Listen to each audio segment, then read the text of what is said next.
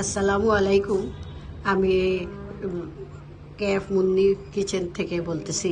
অনেক দিন ধরে আপনাদেরকে কিছু দেখাবো বলে দেখাচ্ছি না, দেখবো করে করবো করে আর করতে পারি না। কিন্তু এখন কুরবানি ঈদ, আপনাদেরকে এত সুন্দর একটা জিনিস দেখাবো যেটা আপনারা খুবই ভালো লাগবে। আর সবচেয়ে হলো খেতে অনেক মজা, অনেক টেস্ট। আমার শাশুড়ি মা আমাকে শিখিয়েছিলেন। এটা যখন আগে ফ্রিজ ছিল না, টেলিভিশন ফ্রিজ ছিল না, আপনার ডিপ ফ্রিজ ছিল না, তখন আপনারা এই মাংসটা সংরক্ষণ করতেন আগেকার মানুষরা। যেমন অনেক মাংস রান্না করলেন, তারপর বাকি মাংস কি করবেন, অনেকগুলো বড় বড় চাকা একটা ডেকচির মধ্যে নিয়ে সিরকা দিয়ে এটা একটা জাল, দিনে যতই গরম হোক প্রত্যেকদিন একবার জাল দিলেই মাংস ভালো থাকে। তারপর মাংস একটা একটা করে পানির থেকে উঠাইলেন, সিরকা পানির থেকে উঠে একটা একটা করে স্লাইস করে একটু ভেজে কোল বিফের মতো পাউরুটি দিয়ে খাওয়া যায়। এখন এইখানে আমার মাংস চাকা নিয়েছি 2 পিস। এই যে সিরকা আছে, লবণ আছে, আর পানি আছে, আর কিছু লাগবে না এটার মধ্যে। আদা রসুন পেঁয়াজ কিছুই লাগবে না। মানে অদ্ভুত, আপনারা দেখে মানে অবাক হয়ে যাবেন এটা খেতে যে এত মজা। এখন আমি দেখাচ্ছি আপনাদেরকে। এই হাঁড়ি নিলাম, হাঁড়ির মধ্যে মাংস রাখলাম।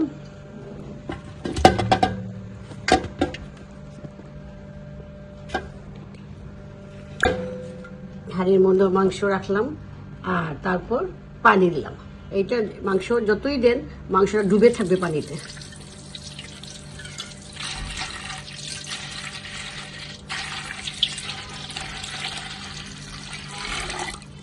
ব্যাস, এখন এই পানির মধ্যে সিরকা দিব।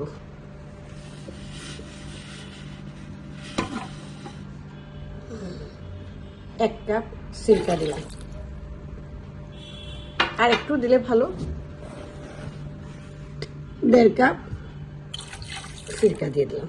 ও যদি অনেক মাংস হয়, যেমন 10-15টা পিস যদি হয়, তো বড় ডেকচি নেবেন, পানি ভরে নেবেন। যেমন আমি ঈদের সময় কি করি, 2 বোতল সিরকা দিই আর 10-12 টুকরা মাংস দিই, দিয়ে বাস আপনার লবণ দিব। লবণটা পরিমাণ তো খুব কম দিবেন, কারণ লবণ বেশি দিলে পানি যখন শুকাই যাবে তখন আবার তিতা হয়ে যাবে, বেশি লবণ হয়ে যাবে। অল্প লবণ দিয়ে জাল দিবেন, খুবই কম। তারপর চুলাতে বসাই দিব। এইটা আপনি 2-3 দিন জাল দেওয়ার পরই আপনার পানি পুরো শুকাই যাবে।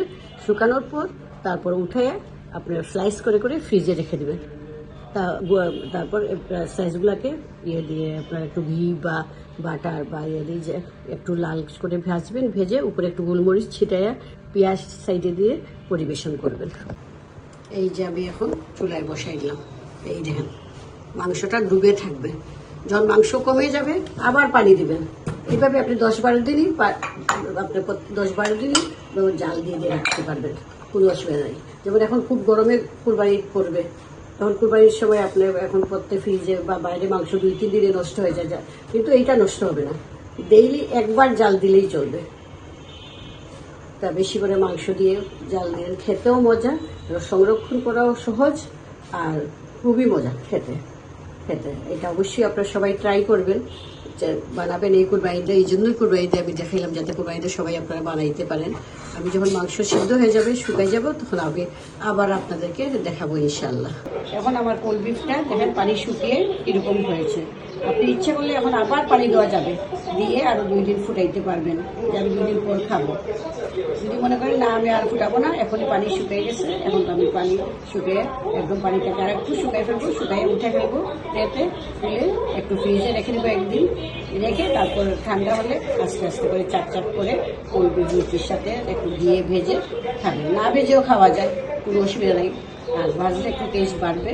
হালকা ভাজলে, আবার কড়া ভাজলে আবার শক্ত হয়ে যাবে। হালকা ভেজে চাক করে খাবেন। এই জিনিসটা আপনি কোনো জায়গায় পাবেন না। এখন আজকাল টিভিতে দেখায় কত রান্না, বই পুস্তকে আছে, কিন্তু এই জিনিসটা এত সহজ যে কোনো জায়গায় এটা আপনি পাবেন না খুঁজে। এটা আমার শাশুড়ি মা আমাকে শিখিয়েছিলেন। এটা শুধু ঈদের দিন ঈদের মাংস দিয়ে করতে হয়। অনেক মাংস থাকবে, মাংসগুলো যদি আপনি মনে হয় যে এত মাংস আমি রাঁধতে পারতেছি না, তাইলে আমি কী করবো, তখন ফ্রিজেও ছিল না, আপনি অনেকগুলো মাংস নিয়ে একটা ডেকচিতে দিলেন, পানি দিলেন, ওইটা পানি যেন ডুবে যায়, তারপর মাংস আন্দাজ করে আপনি 1 বোতল সিরকা দিয়ে দিলেন। যদি 10-15 পিস হয় 1 বোতল দিলেন, এর থেকে বেশি হইলে 2-1.5 বোতল দিলেন, দিয়ে জ্বালে লবণটা খুব কমাইয়ে দিবেন। আর প্রতিদিন সকালে একবার, রাত্রে একবার, 2বার ফুটাবেন, তেলেই হবে। তেলে গরম, প্রচুর গরমেও এই জিনিসটা নষ্ট হবে না। যখন আপনার ইচ্ছে হবে এই পানিতে উঠায়ও একটা চাক করে খেতে পারেন। তারপর সব একসাথে শুকাই ফেলেন, তো একসাথে শুকাইয়া ফ্রিজে রেখে দিলেন, একটা একটা করে চাক করে অনেক দিন খাওয়া যায়। ডিপ ফ্রিজে রেখে দিলেন, আপনি 6 মাস পরও খেতে পারবেন। চাক করে আপনার রুটি দিয়ে খান, ভাত পোলাওর সাথে খান, যা ইচ্ছা খেতে পারবেন। আল্লাহ হাফিজ। অনেক সুন্দর, অনেক টেস্ট এইটা। এই জন্য আপনাদেরকে দেখাইলাম, যাতে আপনারা শিখেন, আপনারাও খেতে পারেন। এই জন্য এটা দেখাইলাম। ভালো থাকেন সবাই, আবার দেখা হবে ইনশাল্লাহ। এই দেখেন আমাদের কলবি পুরো পানি শুকিয়ে গিয়েছে। খুব ভালো করে খেয়াল করে দেখেন, খুব সুন্দর করে পানি শুকিয়ে গেছে। এখন আমরা কলবিটা উঠায় ফেলব। এই যে উঠানোর পর এই যে দেখেন, এখন চাক করে কেটে প্লেটের মধ্যে আপনার একটু হালকা ঘি দিয়ে বা তেল দিয়ে যাতে বা মাখন দিয়ে ভেজে আপনার পাউরুটির সাথে খাবেন বা পোলাওর সাথেও পরিবেশন করতে পারবেন। আমি তারপর দেখাচ্ছি কেটে। এখন আমি তাওয়া বসাইলাম, তাওয়ার মধ্যে ঘি দিলাম, বেশি না, অল্প ঘি দিলেন।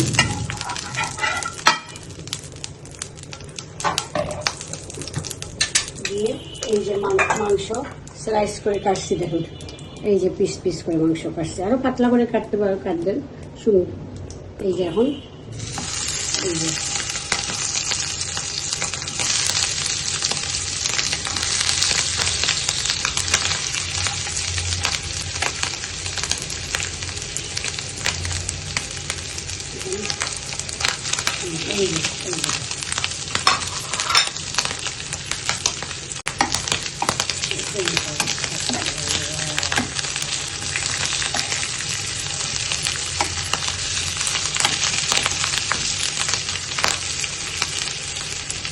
বাজলে শক্ত হয়ে যাবে। এই যে একটু লাল হওয়ার সাথে সাথে উঠাই ফেলবেন। এটা আপনি পোলাও দিয়ে খেতেও মজা, পরোটা দিয়ে খেতেও মজা, এমনিও আপনি চা দিয়ে খাইতে পারবেন, খুবই মজা। একদিন অবশ্যই আপনারা সবাই ট্রাই করবেন। গোলমরিচ উপরে দিবেন, গোলমরিচ দিয়ে গোলমরিচের গুঁড়া দিয়ে, পেঁয়াজ কুচি সাইডে দিয়ে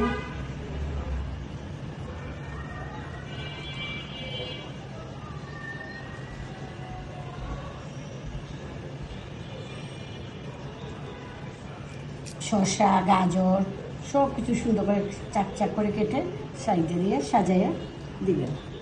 এই হয়ে গেল আমার কোল্ড বিফ, মজাদার কোল্ড বিফ হয়ে গেল। আমি আবার প্রথম থেকে আপনাদেরকে বলি, এইটা আপনার প্রথম গরুর কুরবানির সময়ও বানাইতে পারেন, ছাড়াও বানাইতে পারেন। কুরবানির সময় বানাইলে অনেক মাংস হয়। তো মাংস এটা আসলে আগের যখন যুগে ফ্রিজ ছিল না, ডিপ ফ্রিজ ছিল না, রাখার জায়গা ছিল না, তখন মানুষ রাঁধতো, তারপর মাংস গরমের সময় নষ্ট হয়ে যেত। তো এই সময় আমার শাশুড়ি মা আমাকে শিখিয়েছিলেন, ওনারা বানাইতেন আগের যুগে। একটা বড় হাঁড়ি নিতেন, অনেকগুলো মাংস এটার মধ্যে দিয়ে দিতেন, দিয়ে মাংসটা ডুবে যাবে পানি এভাবে দিবেন, দিয়ে যদি বেশি মাংস হয় 1 বোতল দিবেন আপনার আন্দাজ করে, যদি অনেক বেশি হয় তো 2 বোতল সিরকা দিবেন, আর অল্প লবণ কিন্তু অল্প করে দিবেন, দিয়ে বাস জাল বসাই দিলেন চুলায়, ভালো করে বলকাই গেল, বয়েল হইল, তারপর নামাই রেখে দিলেন। দিনে সকালে একবার, রাত একবার বরফ দিলেই হয়, দেওয়ার দরকার হয় না। যেমন গরমের দিনে 3-4 বার দিতে হয়, নাহলে নষ্ট হয়ে যায়। এই মাংস 7 দিন 8 দিন রাখলেও নষ্ট হবে না। যদি কমে যায় তাইলে আপনারা পানি কমে গেলে আবার পানি দিতে পারবেন। 2 দিন দিলেন, 3 দিন দিলেন, আবার পানি দিলেন, আবার বয়েল করলেন। আর যখন বুঝলেন মাংস সিদ্ধ হয়েছে তখন পুরাটা পানি একদম শুকাই ফেললেন। শুকাইয়ে চাক করে ফ্রিজে উঠাই রেখে দিলেন, বা টুকরাও ফ্রিজে উঠাই রেখে দেবেন একটা বক্স করে। যখন আপনাদের ইচ্ছা পাউরুটি মেরে মাখন লাগাইয়া বা গোলমরিচ দিয়ে এটা খাইতে পারবেন, পোলাওর সাথেও খাবেন, পরোটার সাথেও খাইতে পারেন, এমনিও নাস্তা হিসেবে মানুষকে দেওয়া যায়। আর সবচেয়ে ইজি রেসিপি, এই জন্য আপনাদেরকে দেখাইলাম। যেমন কুরবানির মাংস আসতেছে, যখন আপনারা এইটা ভালো করে রান্নবেন, অবশ্যই সবাই একবার হইলেও ট্রাই করবেন। কোনো আদা রসুন মরিচ কিছুই লাগে না, খুবই ইজি, যার জন্য আপনারা দেখাইলেন। ঠিক আছে, আল্লাহ হাফিজ। আবার দেখা হবে কোনো কিছু একটা আইটেম নিয়ে।